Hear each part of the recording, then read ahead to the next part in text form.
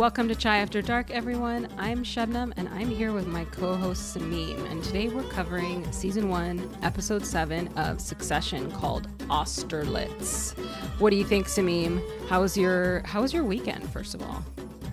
It was pretty good. Oh, I was in Vegas for my cousin's wedding. Big fat desi wedding? It was literally a big fat Pakistani wedding. It was insane.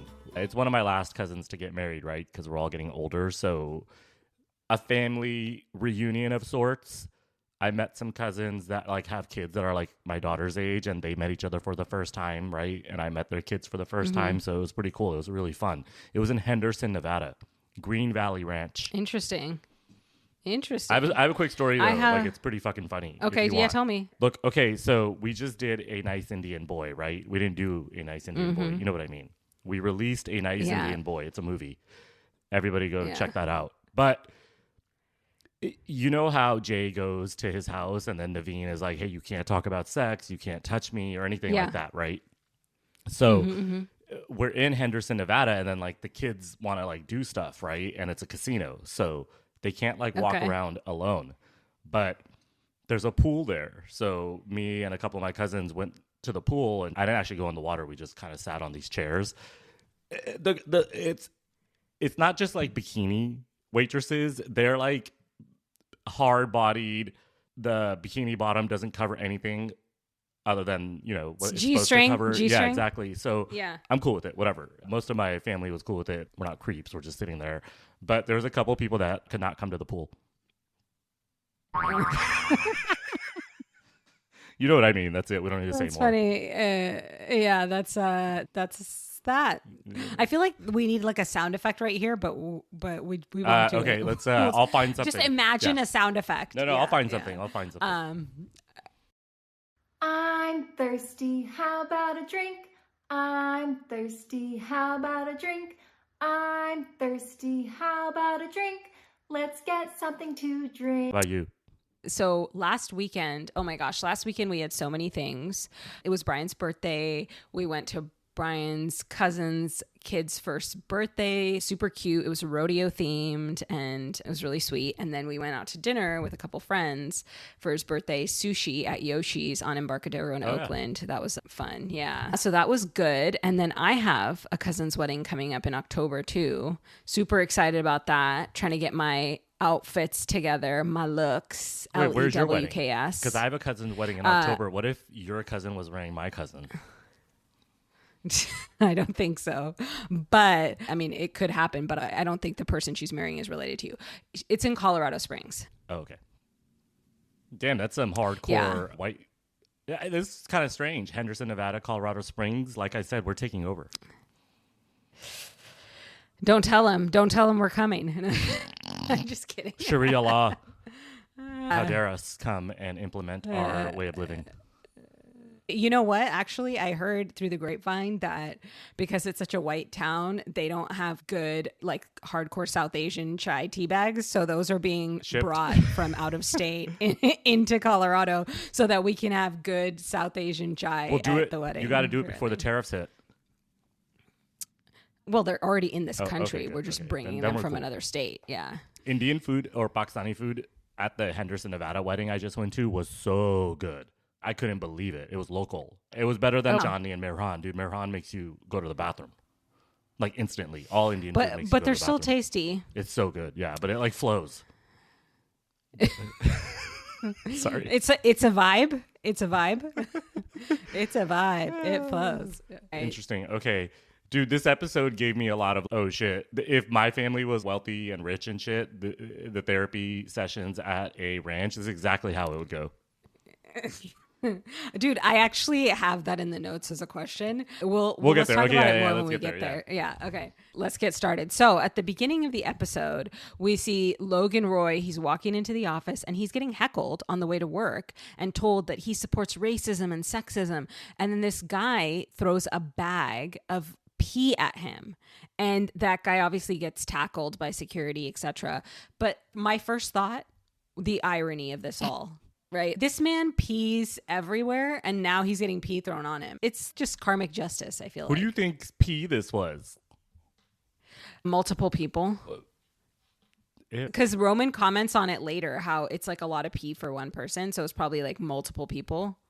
I feel like in that moment, Logan Roy, you know, he just had a stroke and stuff. You know, if you wanted to throw a bag of pee at him, you could have done it prior.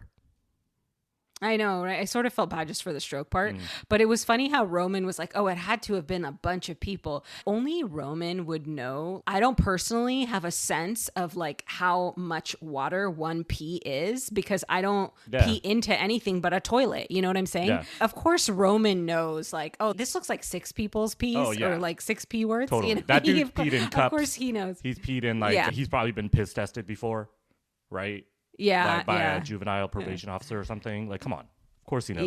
Yeah. Anyway, so inside the office, Jerry, Stu, Roman, and Logan discuss buying a bunch of local TV stations. When he hears the idea, Stu makes fun of it, and Logan is like, oh, I love having the wisdom of my son's college drinking buddy in the room. Like Stu deserves all of it. The thing with Logan is he always knows how to zing people. No matter how down and out you think he is, he can always come back and like sting you. It's a way of retaining power, right? He has so much power, but as long as you beat people down, you retain that power. So, I mean, Stu can fight back. It also seems Stu is really, really wealthy, like way wealthier than Kendall and Roman.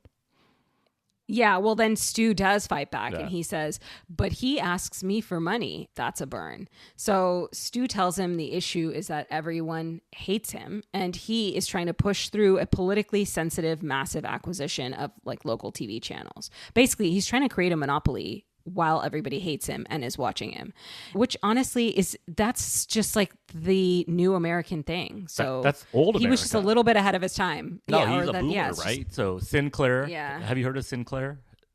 S-I-N, Sinclair. I've like heard of it, but I couldn't tell you about it. Yeah, Sinclair Broadcasting owns a conglomerate, a monopoly of local TV stations, and I think this is a direct ripoff of that. And then if anybody is interested, there's a YouTube supercut of Sinclair Broadcasting television that they broadcast, and it's all the same, and it's so strange. It's like cryptic sort of sentences where they're trying to scare you, and it's like a whole new wave of immigration and crime is coming, but it's local TV. So people underestimate how much local TV plays into our politics. So I think Logan Roy is right, but Roman, Stu, Kendall, they don't fuck around with TV stations, so they don't know. But I do think it's powerful still. Old people watch it. Yeah, and old people vote, right? They vote in bigger numbers than we do. And they don't seem to fucking die. But evil never dies. Anyway. All right. So Stu rubs it in further, and he basically reminds Logan that, look, Kendall is suing you. He also reminds him he fired half his board, and his COO is a joke. And Roman is kind of offended, but apparently the perception is that Roman is a coked out dope ferret that doesn't know shit from Shinola. I don't know, like these like East Coasty white words. They miss me out here. Isn't Shinola? That's like a watch brand. That's all I know. I don't actually know what the word means. Yeah. Oh, okay. So it must be expensive watch brand. Yeah. Okay. So I should ask Brian. I learned these white sayings from Brian. I don't think Brian has shit from Shinola in his repertoire of insults or no, but I'm sure he would know what it is because he taught me my dogs are barking. Like I never used to say. I never like. No, I've heard that. Who do I know that would say that? Yeah, and then like there's like a couple other things. My dogs are barking. Yeah, I mean I've heard that like in the movies. I don't think anyone said that to me, but that seems like a very weed California saying, or any small town. Yeah, there's some other ones. There was something about like your powder's dry or something, and I was like, I don't know what that means, and it's something to do with gunpowder drying up, so you can't shoot. And I was like, okay, I don't understand these things. Well, but sure. The phrase "shit from Shinola" is an American idiom often used in the negative, meaning someone lacks basic intelligence or common sense. The phrase plays on the similarity in appearance between the shoe polish Shinola and human waste, implying that someone cannot distinguish between the two. It gained popularity during World War II, and it's still sometimes used today. Oh, interesting. Who says that? Yeah. I'm going to ask Brian. I'll report back next time. But who says that? Shit from Shinola? Yeah, in the episode. Oh, Stu does. Stu says that. That's kind of weird. It's an old saying. But yeah, you're right. I guess it's an East Coast thing. Yeah, he says that basically people think that Roman doesn't know shit from Shinola, and apparently neither of us do. We know now? Because we don't know. Now we know, yeah. Look at this. So Stu Stu we're says, educating everyone. And ourselves. So Stu says this is a family business and the family is fucked and it's hurting the stock. And he's 100% right. So meanwhile, Shiv and Nate, super cute white boy Nate, are watching a presidential candidate's political commercial talking about class warfare. And they comment on how he's probably going to be president. And Nate tells her he should come work for this guy, his boss, Gil. But she should know that he will, quote unquote, desperately want to fuck her. And that is just a permanent state of affairs. What a high class flirt. I get it. It's a TV show. But when Trump first ran for president in 2015, there was all these stories about all his campaign staff banging each other. There was a lot of flirtation. I think one guy even got staffer pregnant and he was married, like one of his top campaign managers. You just Google it. It's all like legitimate. But maybe that's where they got this from. What am I saying? There's always sex involved in politics. Like they got it from Donald Trump. Yeah. Fuck, that guy sucks, but that shit's been going on for a long time.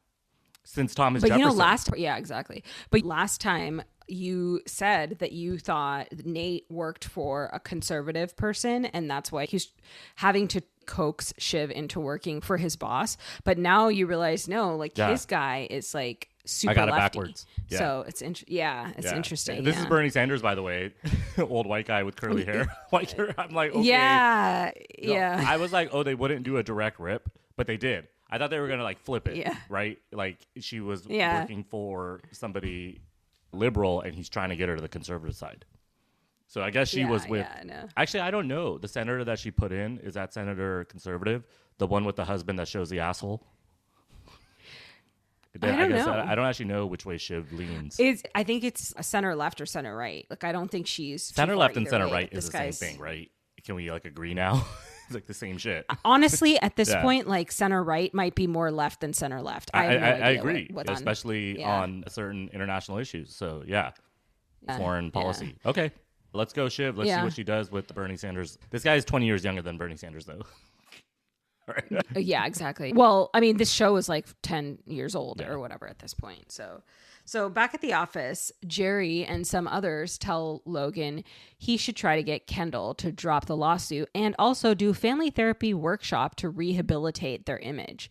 So the next thing we see is Connor leaving Shiv a voicemail to confirm that this invitation to a therapy retreat with the family is actually real. And of course, she ignores him completely and then calls Roman to ask about it. And Shiv learns that Kendall is actually invited. Also, Roman's actually walking over to Kendall's place just then, and he knocks on the door and, Kendall's housekeeper tries to get him to leave, but then finally Kendall comes to the door and just shuts the door in his face. So Roman calls the office to relay this news to Logan, and Logan says, "No, okay, let's try some black sheep." I don't know what does that mean? It's another saying. Ask Brian. Ask the only white person in our lives together combined. Actually, no, I have a couple white buddies. Oh my gosh. I think it means he's about to do something, right? At the end of it, he admits what he did. Yeah. He's about to do some shady ass shit, right? Oh, yeah. Okay. Oh, I get it. Okay. This is so interesting. So then Rava calls Kendall to tell him that someone tagged Kendall in an article on Instagram saying that he was running sweaty through the streets of New York to try to start a coup against his dad, and he must be on drugs, basically. See? And I guess that's the black sheep. So Tom discusses with Shiv how best to act with Logan. Basically, he wants to make sure he saves his own ass, right? Like, that's all he's after, So, like, everybody's kind of, like, hustling and bustling around this event. And Tom is like, how do I cover my own ass? Shiv is secondary. He cares about Shiv, but he loves himself, number one. But also Tom is secondary to Shiv, which is, like, beyond obvious at this point. Yeah. It's kind of funny. There's no Greg in this episode. No Greg in this episode, yeah. He might not even like be second on her list. He might be like fourth or fifth on her list. Oh yeah, of course. I guess anybody here, unless you're Connor, right? That girl's first on his list. His partner. Yeah. Yeah. Okay, so the family goes to the retreat in a desert at a place called Austerlitz. Yeah, be careful. Okay. Yeah. Austerlitz. This is the name of the episode because of it being the name of the place where the retreat is. And it was where Connor was already staying with his girl, right? Obviously, this family is like freaking awesome. They try to like joke about genocide and all kinds of shit. So there you have it. There's also a chapel on the property, and Shiv jokingly asks whether Logan will spontaneously combust trying to cross the threshold. So inside, Tom tries to tell Marcia that Shiv won't apologize to Logan because she didn't know about the coup, but she is sad. What is he even doing? This was so annoying. Who started, like, this is, I was curious because they're sending their messengers, Marcia and Tom. Yeah. Right? Because Shiv's like, I'm not talking to my dad because my dad thinks I was part of the coup, but she wasn't. So she's right in this situation. But do you think Logan sent Marcia and Tom was sent by Shiv to talk to each other? Or do you think they're taking it upon themselves? I think they're both taking it upon themselves. Yeah. But because Marcia, I think, does manage Logan. I think Tom wants to manage Shiv, but Shiv doesn't need someone to manage her. You know? Yeah. Back a couple minutes when Tom is asking Shiv, hey, how should I handle Logan? I got this thing in my head where I'm like, oh, in season 4 or whatever of Succession, Tom does some shady ass shit to completely fuck all the siblings and his wife to take over Waystar because he's a part of all this. So I think we forget the whole point of the show is to watch these people play politics against each other. Like Logan Roy ain't gonna last forever. Yeah. So Roman gets mouthy and Shiv hits him again. She's a hitter, man. She's a hitter. I feel like in the bedroom, outside the bedroom, everywhere. Yeah. She's a hitter. It reminded me of what you said, right? When she hit him again. Now we're keeping count. That's about 4 times where she's gotten physical with people. Yeah. So then Roman tells Connor he's going to tell the family that Connor fucked him as a kid. Oh my God. Connor's like, did I? He doesn't even know. He's like, I didn't. Yeah. Oh my God. It's just so illustrative of this family. Like, this is how this family has fun. It's psychological warfare all the time on 10. Yeah. You know, it's so insane. They're all sadists, right? Yeah. Or what, is it a masochist? Wait, which one's which?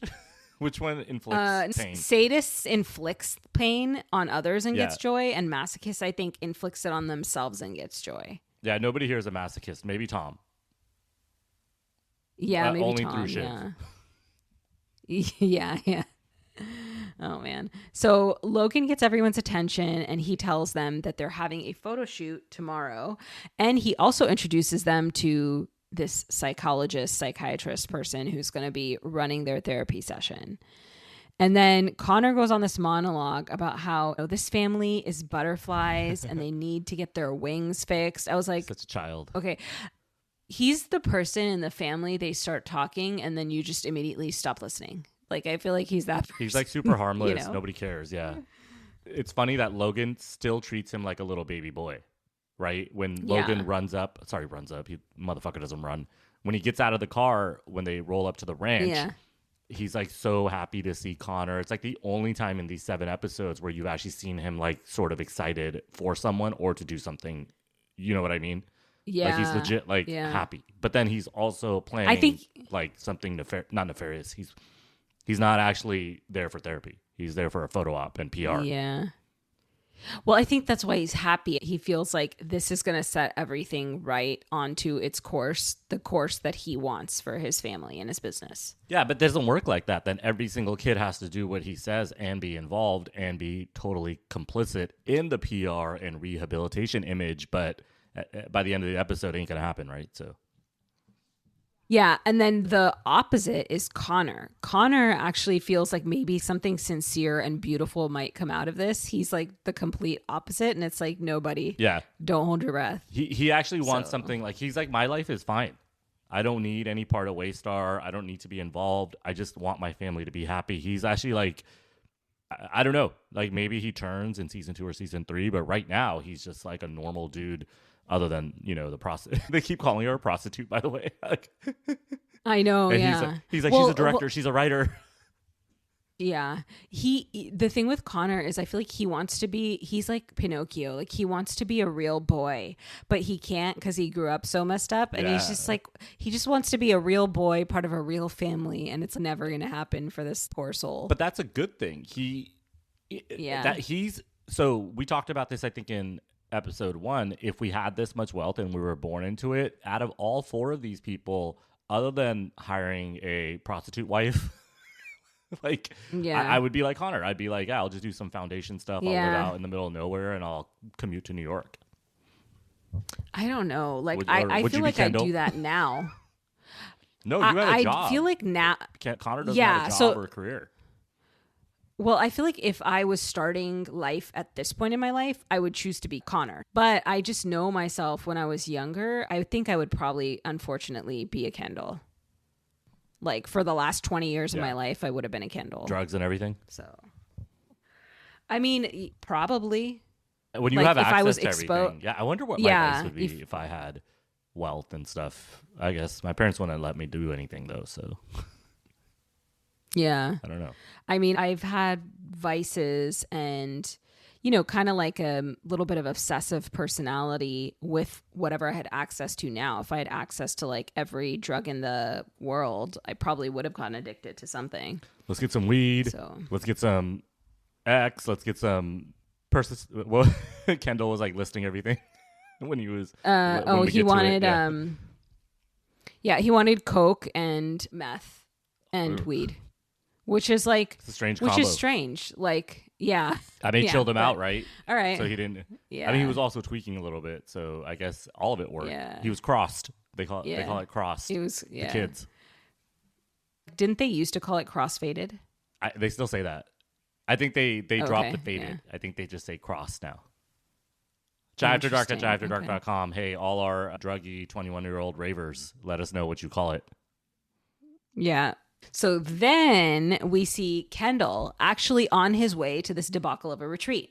And it's like, okay, dun, dun, dun, what's going to happen? We already gave a little spoiler, but we'll get there later.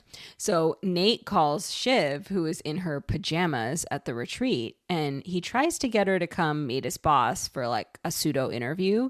And she wants to, but of course she can't leave. Tom, who's in the shower, is none the wiser. He comes out just in time for the phone call ending in his towel and, you know, ready to be at her service. He wants to have golden retriever energy, but he also has chihuahua energy. You know what I mean? Like, he's like, without Greg in this episode, Tom sucks, right? He sucks more when he's with Greg, obviously, but like, it's just so funny, the two of them together. So Greg not being in this episode, Tom is just kissing the ring the entire time. Yeah. So they finally start their therapy session. And in therapy, the therapist says he's going to start with the prayer, but it's more like a poem that goes, "They fuck you up, your mom and dad. They do not mean to, but they do. They fill you up with faults they had and add some more just for you." Okay. I mean, whatever. Yeah.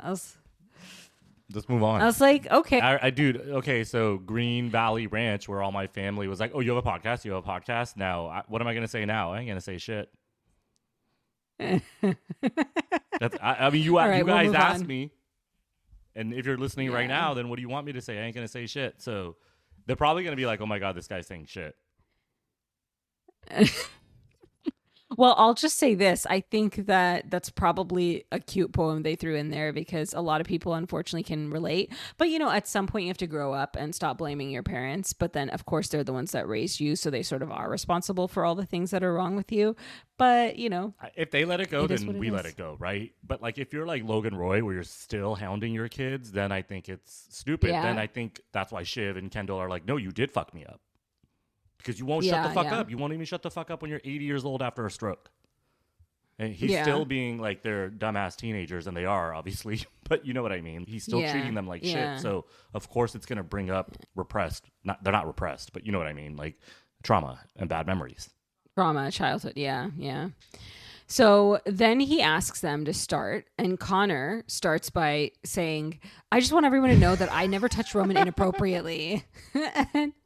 And Roman's like, this was the payoff Roman was waiting That's for. what he wanted. And Connor's so manipulatable. It was hilarious. Oh my God. And then Tom was like, did you? Now they're always going to think it. Yeah. But Tom said that before, though, because Tom, Marcia, and Willa, who's Connor's girlfriend, they're all sitting by the pool and they're having a separate conversation that we'll talk about after this. But in this therapy session, Logan goes, okay, I'll start. And he says he knows he's made a mistake, but he's always tried to do the best by his kids. Yeah. Okay. And this is such a cop-out thing for a parent to say, because if you have really fucked your kids up, then try actually saying sorry instead of this shit. Like, I did the best I can.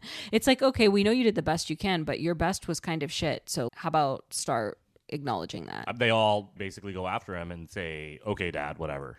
Nobody believes it. Yeah.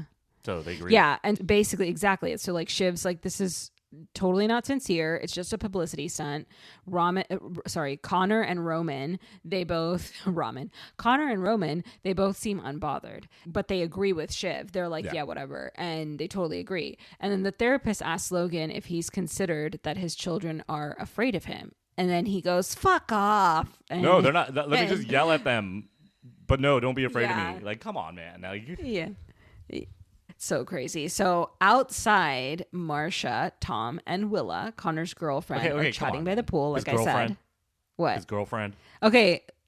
His girl. Yeah, Okay. We'll drop the friend. We'll get into it right now. Okay. Yeah. So Marcia asks her what she does and if she wants kids. This is so funny. And I wrote my notes in real time, right? Yeah. So I wrote here, and I wonder if she thinks Willa's an escort, because that's how she's talking to Willa. And then Tom talks about wanting Shiv to freeze their embryos because they start talking about kids. And then Marcia tells Willa that Willa reminds Marcia of Marcia's friend in Paris who died in a restaurant fire. And she goes, but she died because of the fire, not because she was a prostitute. Like you. So she totally thinks Willa's a prostitute. Yeah, that was the implication. Prostitute like you. And then, So I was like, okay, I was right. So, I mean, what do you consider Willa in this situation? It's a unique ass situation, right? Like, nobody's in this situation. I mean, okay, so I don't know if she was part of an escort service before, but she's definitely a type of woman that's like, I will entertain you sexually and socially and spend time with you for money, but I don't actually care about you. So I guess that's a prostitute, but for a lot of women, that's a wife too. I mean, sorry to say, like, oh shit, you know, like, I'm just saying, Shabnam like, you don't think there's been women in the history of the world and politics and government and media and Hollywood that have been like, okay, I'm cool with you and I'm here for the money. I mean, not just Hollywood and politics. I would venture to say South Asian culture. Ooh, see, you said it, not me. You think there hasn't been a woman and a man in history that have been like, hey, look, you got money, I got looks, and I got good family. Of course. Let's just come together. And Connor even says to Will, 100%. He's like, you'll grow to love me. He even says that. It's like we're doing a nice Indian boy again. This is so true. This is like an arranged marriage, but he's trying to arrange it himself. Yeah. You know, and he makes her an offer she cannot refuse. And if she was a good desi girl, she'd be like, this is good for my life. Fuck it. But she did. She literally says fuck it, and then she gives the most unenthusiastic I love you of all time. Yeah. So okay, I'm going to tell you something now that is like maybe controversial. Okay.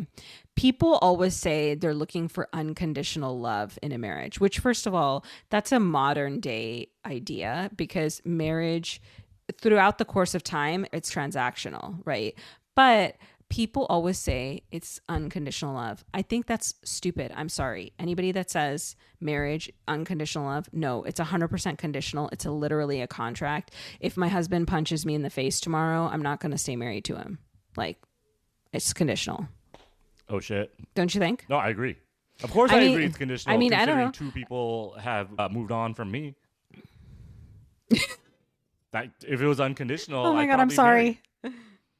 I mean, if I took a knife and like stabbed Brian in the arm tonight, he's not going to be like, oh, cool. Let's work it out. I unconditionally love you. Yeah. It's not unconditional. It's total. It's a contract. No, I it's agree. 100% conditional. Both ways. I agree. Like if someone does something and it's, some people would stay though, right? So I don't know. Tom would stay. Yeah, Tom would stay, but he's staying for the money because his conditions are different, right? His conditions are money, not treatment. And we still haven't gotten an explanation on that black guy, right? So black guy? Sorry. Guy. Black guy. Black eye. Tom's black eye. Oh, black eye. Oh, I was like, was there a black guy character? Like, was that abuse it. or was that sexual deviance and fun? Sexual fun. Getting a black eye BDSM. is not fun. That BDSM involves like a black eye is kind of strange. I don't see a lot of sexiness around my eyes. He could be masochistic. You never know. Yeah. You know? But yeah, I agree with you overall. You said it. Conditional. Yeah. You said it. We both said a lot today. Right. Yeah, we have. Okay, so then we see Kendall again. Yeah. And Kendall, he goes to this bar near the therapy retreat before he actually goes to the place, and he gets a sparkling water because he's trying his darndest to stay sober, but he's playing with fire, so he's going to the bar anyway. So Kendall chats up the bartender, and then, of course, he decides to order a double Smirnoff on the rocks, and he smells it and hesitates, and then he goes at it, and he tells her to keep the tab open. And then he turns around and starts talking shit to a guy in the bar who he ends up befriending, as we'll see later. Because he killed Connor's dog for $3,000. Connor found some dude to put the dog away, right? Put the dog down. Yeah. That's what they're talking about. That's how the bartender introduces them, essentially. But you're right. You're right. Yeah. But this scene right here, the reason why he drinks is because of those stories. And because he got fired. Which stories? The stories that are planted when when his ex-wife calls him. Yeah. The news stories about the drugs. This is what's so sad, you know. Imagine how beaten down you have to feel to like relapse because it was written about you. That's such a psychological way to like torture someone and put them back in that We're going to get to it. You know, it's really sad. End, but yeah. I'm not on Logan Roy's side at all. Like, this guy is evil. Yeah. So meanwhile, his siblings and his dad are in therapy. So the therapist asks Logan to tell the family how he's feeling. He says he feels like he needs to check his emails. And then Shiv is like, that's not a feeling. And she says they should be talking about how Kendall isn't here and that there are reports that Kendall is doing drugs and she doesn't know where they came from. Hint, hint. Yeah. And Logan denies that he put them out there. And Shiv says she doesn't believe him and the whole thing is insincere. So then Roman and Connor, they're also like, yeah, I don't believe him. And Logan starts yelling and saying he's sorry. And the therapist says Logan hasn't participated sincerely in therapy. And then Logan apologized to the therapist without yelling. And the whole thing is pointless. Yeah. This whole thing is pointless. So you started out this episode by saying that if you went to family therapy, this is what would happen. I don't think mine would go a lot different. Yeah. You know? Especially in a big family, there's always going to be someone that can't admit anything, right? And you said that, right? If the parents don't say anything, and I'm not talking about my family, I'm talking about this situation. Come on. Like, Logan Roy literally was like, I do everything for my kids. And that's about as much as he was going to say. And if you pick on him, he's going to come at you. So this is a realization I've tried to come to over the last couple months. And I was actually talking to someone about this a couple days ago. I was like, so my mom is 5 feet. Okay. Now I don't get mad at my mom for not being able to get me stuff off the high shelf in my kitchen because she's never going to be able to do that. Right. So I need to think about people emotionally that way too. Like some people, they're just emotionally retarded. So they just can't do something. And so then I just have to like stop expecting it, you know? I'm not saying anything today. I'm on time out. I've said enough. Right. Hey, man, we have 100 episodes out, man. Hey, we appreciate everybody. Our numbers are going up from the past a lot. So I guess people are going back in time to hear all the bullshit we've said. Thank you, listeners, for going back in time. Thank you. But yeah, I don't need to say much. But you're right. I mean, we literally are seeing it, and it's white people. It makes me feel better. All right. Okay. So after all this therapy drama, Shiv tells everyone that she wants to take Logan's car and she wants to go down to the town for a meeting. And the therapist says they should all go for a swim, but everyone is like, Logan doesn't swim. So a couple of them go for a swim. Shiv insists and she goes down to town for her meeting. I don't know why this is like super random, but I was like, holy shit. She's like, hey, can I take the Tesla? And I hate Teslas, but it's like kind of nice to have just like a collection of cars. I don't know. I was just like thinking about it. She can take whatever fucking car she wants. Like, you know, they have I wonder, SUVs, Teslas. I don't know. Maybe they have some sports cars. You know, back at that time, Teslas were considered sort of a liberal, woke, rich person's car, right? And so maybe that's why she wanted to take it. And Connor has one, yeah. That makes sense. Interesting. So Connor and Willa have a moment in the hall, and Connor asks Willa again to move in with him. He says, love is a strange and peculiar addiction.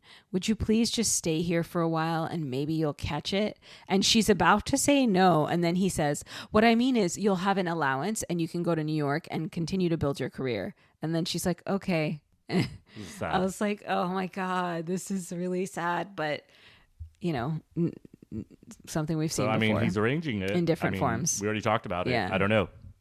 I think like if you're gonna find someone, I would want someone that's actually like playing the part. Yeah. Like, you know, PDA and into it at least. You don't have to fake it. Willa has to fake everything. She's distraught. I get. You can see it on her exactly. face. Yeah. But I mean, it's a TV show. She's supposed to be distraught, right? Yeah. So then we see Kendall. He's back hanging out with the 99%, the guys that are he met in the bar, and he's back at one of those guys' dingy living room. And he says, I never did meth and I'm sober. So this is kind of an experiment because the guy offers him meth and then he gets like high as fuck. And they start talking like stupid high people shit that doesn't make sense. And then Kendall tells them that the experiment is successful and they should get more and some oxy and some weed.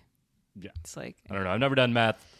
Just looking at it makes me really, really like, oh my God. Like, I don't want to go to the dentist and I don't want to be near a meth pipe. Just looking at it. It's so like, it doesn't seem fun.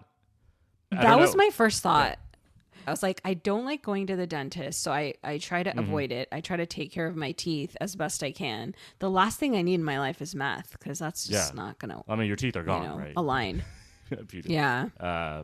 I don't know. My whole thing about meth also is San Jose was so methy, like so methy. Like, so I've seen just people's faces are just like deteriorating, you know, on a daily basis. Yeah. Yeah. So this is a terrible part. So basically, Willa and Roman are in the pool, and the pool is technically not that deep, but they trick the psychologist into thinking it's deeper than it is. And they're like, come on, just dive in, just dive in. And he dives in head first, and his face hits the bottom, and he comes out like with 3 less front teeth. They are insane, sadistic, like psychologically fucked up people. It's so insane. But it says no diving and it says it's 3 feet and the therapist should know better. I like if someone's going to tell you to jump off a bridge, well, who cares? Like, are you going to do it? He didn't have to do it, but I understand they need to get. I knew something was going to happen, by the way. There wasn't going to be a second therapy session. It was so obvious. Yeah. So he has to leave to get medical help. And it's kind of a shitty they have to therapist get anyways, their PR right? team. Yeah, probably. A poem? Yeah. Really? That's how that was your big thing? That poem was so stupid. Yeah, I know. It's so true. So Shiv meets the presidential candidate back in town because she left for her meeting. So she meets Gil, whose commercial she saw at the beginning of the episode and who's Nate's boss. And he tells her that she's the only acceptable face from her terrible family, which was hilarious. And then Gil tells her he wants Shiv. She says she thinks he's too radical. And he says the issue is one section of his base would be outraged that he even met with her. And he tells Shiv that to make up for it, he's going to have to go after her dad with everything he has. And she says she can work with Nate, but not for Nate. And so he says, that's fine, but can you go to war with your family? Dun, dun, dun. Can she? And she doesn't say no. She doesn't say no, though. Well, it seems like she's, like you said, she's already liberal-minded, so... Yeah. So Nate and Shiv have a creepy and steamy conversation in the car. And then she puts his hand down her pants and tells him, I just need to sit here for a second and think. Me too. Yeah. Yeah. Do you think they fucked? So it's like, It's still, we don't even know. They keep playing around it, but things have escalated. yeah. I don't think there was like, penetration. P in the V. Yeah, I don't think there was that. Yeah. Sorry. Shout out Little Miss Recap. Yeah. Yeah. So Kendall is going on a bender back at the, his 99% friend's house. And the guy whose house it is getting high. And he says, I don't even care that you're richer than us. I mean, who's better off anyway? I mean, clearly you are, but fuck it. And then Kendall calls Roman to tell him, I don't know. I guess he has a realization in his, high state. While he's high. Yeah, in his high state that they're good and everything's fine. So he calls Roman to tell him this, and Roman can clearly tell that he's high. And so he's like, okay, can you just drop me a pin and tell me where you are? I'm not going to come get you. Just drop me a pin. And then he drops a pin, and then he's like, okay, I'm going to come get you. So Roman obviously comes and is like, what the fuck is this place and what is going on? He tries to get Kendall to come home with him, and Kendall kind of doesn't want to at first. But finally the lighter gives out. And so Kendall can't light the meth anymore. And so he leaves, and the guy whose place it is yells to Roman and Kendall. He's like, hey, Kendall, tell Bill Gates my computer is fucked up from all those fucking updates. He knows Bill Gates. Dude, if you're a rich, wealthy man, you can't be hanging out with no meth heads at their house. That's such a secure, I know, that's amazingly insecure. Not insecure, emotionally insecure. Is that a real word for security, by the way? What's the opposite of... Unsecure or dangerous. Risky.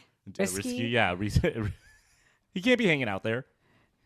Yeah, he can't be hanging out there. I can't believe they didn't kidnap him and they're meth heads. Meth extort heads literally steal everything. Or literally they could have taken a picture of him and they could make fucking millions off that picture. Well, when Roman and Kendall are leaving, Roman says, my people will call your people. So they're going to pay them off, right? Oh, yeah. That's right. Yeah, you're right. So then we see Shiv driving back in her car with a post-sex glow. Or maybe just a post-O-glow. Glow. I'm not going to say it. Post-O-glow. So Kendall and Roman are driving. And Kendall is blasting a wee moe, a wee moe, a wee moe, a wee moe, a wee. Okay, anyway.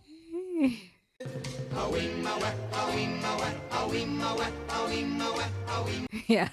So we see them both driving. I literally thought they were going to crash into each other. I was like, oh my God, where's this going? Oh, that would have been so interesting. But then, but then we see Shiv makes it back and she's totally fine. And her dad is giving her shit about the meeting with the presidential candidate, which is crazy. How did he even find out? He must be tracking the car or something. So I was like, wow, okay. He's totally surveilling them. He could probably have 24/7 surveillance on his kids and they don't know. But can you imagine how psychologically crazy that would be if your parents had 24/7 surveillance on you? Yeah. Part of my motivation of becoming financially independent was so that my dad didn't get my phone bill and my credit card bill. From the time I was 16, I was like, get me, I need to figure out my own stuff because I don't want to be surveilled. Maybe that's why I became a privacy lawyer. Oh shit. Yeah. You and Brian are pretty into don't fucking surveil me. Yeah. So then we see they're arguing and then Kendall comes back banging on the window like an insane person. But Logan is totally not distracted by Kendall. He's laser focused on Shiv. And he's just like, this is just an attempt by Gil, the candidate, to derail my business strategy. And Kendall walks in by then and Kendall says, you don't have a business strategy. Your strategy is based on seducing presidents. You're a high class hooker. And then he turns to Willa and says, no offense. And Connor says, hey. Got him. Oh my God. I mean, he's right. Rich people stay rich by sucking each other off. It's pretty fucking obvious at this point. This is my thing about being rich and wealthy. You're not as powerful as you think you are if you have to do this kind of shit and seduce other powerful people. You see what I'm saying? Yeah. Yes, you have access, but you're still holding on by a thin thread. Right? Yeah. Not everybody is going to become the president. And that was more just, our politics are weird, right? It's a fucking weird vanity show. So Like rich people and powerful people, sure, you have all the billions and stuff, but that's only powerful within your own little community. You think we give a fuck? You think if you were like in some dive bar and stuff, like who would give a shit? Like those guys told him to go fuck off and talk to Bill Gates. In other words, you may be rich, but you're still a slave.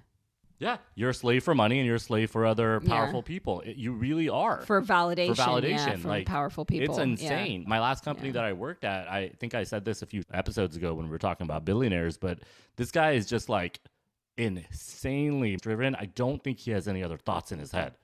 It's weird. Yeah. I mean, it's not weird. That's how billionaires become billionaires, but I don't know, dude. I don't see the appeal. Unless life lasted forever, I don't see the appeal. Yeah. So then Connor tells Logan he's disappointed because Logan had to do work on the retreat, right? And again, this is like Connor thinking that this is going to be something sincere. It's sad though, right? Like, he's sad. Let him be sad. Yeah. And then Logan's like, not you too. So even Logan thought him and his little baby boy Connor. Yeah. So then Kendall says, Dad, I like those stories you planted about me. So he just comes right out and says it, basically. So Logan admits finally that the stories are all part of the game. And Kendall says, come on, everybody, step right up. So he's like getting all sarcastic and, you know, as he should. I mean, I'd be fucking livid if somebody like in my, And then Logan starts going in on all his kids. He tells Shiv that you're marrying someone far beneath you because you just don't want the risk of being betrayed. You're a coward. Oh. And he says that in front of Tom. And then Shiv walks out and she's like, fuck you. Yeah. But he's also right. You know, but then isn't that what men do? When men get trophy wives, it's so the wife doesn't have any power. Yeah, that's true. It is. It really is. It's not just so they can have sex with her twice a week. It's so they can have power. And even Connor, even though he's so lighthearted and a little boy with his feelings, he still controls her. Yeah, you're right. You're right. You're right. So why can't Shiv do it? I didn't think about it like that. Yeah. Like, I'm a feminist. Let's go. Well, also, maybe it's this like sort of patriarchal thing in Logan that he finds it palatable when Connor does it, and even if Kendall does it, and of course if Roman does it, but he finds it like cowardly when Shiv does it. That's true. You're really right. I didn't think But about Logan it like didn't that. do it because Marsha's hella scary. Yeah, but I don't think he knew that going into it. I think and maybe he did at some point have more power than Marsha, right? But as he's aging, I think Marsha's getting more power over him. She's starting to turn it up a little bit. And the scene that you're describing right now, she calls them traitors. Yeah, yeah, she does. You're right. Yeah. She took the liberty to do that. I don't have a stepmom, but if I did, I'd be like, come on, man, you got to remove this bitch. Like, you can't be like, that's insane. Yeah. That's like, and then even Shiv was like, disagreeing is not treason. Chill out. Like, she did say it. She didn't yell back or anything. So yeah, it's interesting, their relationship with Marsha. I wonder how long he's been married to Marsha. They're scared of her too, by the way. You're right. They're scared of her by association. Yeah, maybe you're right. Yeah, because it is really interesting. If there was some situation like that where I had some stepmom for like a few years and she's trying to tell me what the fuck's going on in my childhood, I would like stab her in the face or something. I don't know how people handle that. So then Kendall gets into it. And then Kendall tells Logan that he's jealous of Kendall because he grew up with money. And Logan is about to hit Kendall, and then Marsha stops him. And Logan tells Kendall, you are a fucking nobody, right? Which is the only reason Kendall is a somebody is because of Logan. But I think Kendall's also right. He's also kind of like jealous of how easy life has come to his kids. I don't know. It's weird. I think you're right, because Kendall even says, I have a good life. He says that before he starts his thing, that Logan is jealous. Yeah. And I agree with you. I agree with Kendall. I have so many tiny stories from like moms and dads that are obviously jealous of their kids, like birthdays and stuff. Oh, your birthday's too near mine. And these are like 50-year-old women who had 20-year-old kids. Yeah. I'm talking about like, a few years ago, like my friend's parents or something like that. I've seen it. It's pretty crazy. I think those kind of kids don't have a fair chance in life either, even though it's a different kind of trauma. Yeah. That's crazy. So the next morning we see Kendall's hiking with all of his meth energy and everyone else is like packing up to leave the retreat. Connor asks Shiv, You had some fun though, right? And he's staying at the house with Willa. It's like begging for but validation. She would rather from Shiv before she leaves. Exactly. And then he's staying at the house with Willa, but she would rather go to Starbucks. There ain't no And Starbucks. She is Stockholm syndromed. Because he says, I have pods, and her face drops. He's got her stuck. Yeah, she just wants to get the... Yeah, we just talked about it. She wants to fucking go back, but you can go back. Yeah, but then she'd have to give up the money. Stop taking the money. She doesn't want to give the money either. Yeah. So then on top of the mountain, we see Kendall snorting some coke, and Logan swims in the heated pool with Marcia encouraging him on. I thought he was skinny dipping at first, and then when he got out and he had his shorts on, I was like, okay, cool. But did you notice he has all these cuts on his back? And I was like, what is this? So was he beaten as a child? Does Marcia cut him? Does he cut himself? What's going on? I don't know, but there's a lot in that last scene. He takes it upon himself to learn swimming because they said he can't swim. Yeah. And I wonder what the reasoning is behind that. Is it because he's like, I can't let my kids have something that I don't have. I need to be able to swim, or if he's actually scared of water. I think he has just a huge chip on his shoulder, and I think he's basically, he's like, I dare you to fucking tell me I can't do something. I have a teensy bit of that. I bet you can't do the right thing, Logan Roy. Yeah, with that's your company, true, and your privilege and power. Seriously. Yeah. I don't know. It's kind of interesting. And also, I don't think Kendall is snorting coke at the end. I think it's crank, because when Roman walks into that meth head's house, he says, "Are you guys snorting crank?" And I don't know what crank is, but I think it's crack and cocaine mixed together, and then you snort it. Oh, interesting. Chai After Dark at chaiafterdark.com. Let us know about crank and coke. Yeah. And crack. Well, we'd love to know. We'd love to know. Educate us on drugs. All right. So do we have any tea time for today? Everybody check out A Nice Indian Boy from last Thursday. We have some interesting tea there. The only tea that I have is that David Ellison deal with CBS News and Paramount Pictures actually got approved this morning. So he did it. There we go. There you have it. That's tea time. Not a great day. David Ellison. Not a great day. David Ellison lived up to Succession. Yeah, right David Ellison, in real time. Real life Kendall Roy, you fucking idiot. And you know what? Kendall Roy didn't want to buy TV stations. But David Ellison, as a 38-year-old, wants to buy TV stations only to control a certain element of foreign policy. We already know what this is. It's vintage. TV channels are now vintage. Yeah, this shit's been happening since the 50s and 60s, by the way. So once people stop watching TV, maybe we can correct this. But who cares? Then they'll get their propaganda from social media. Why don't we do something positive?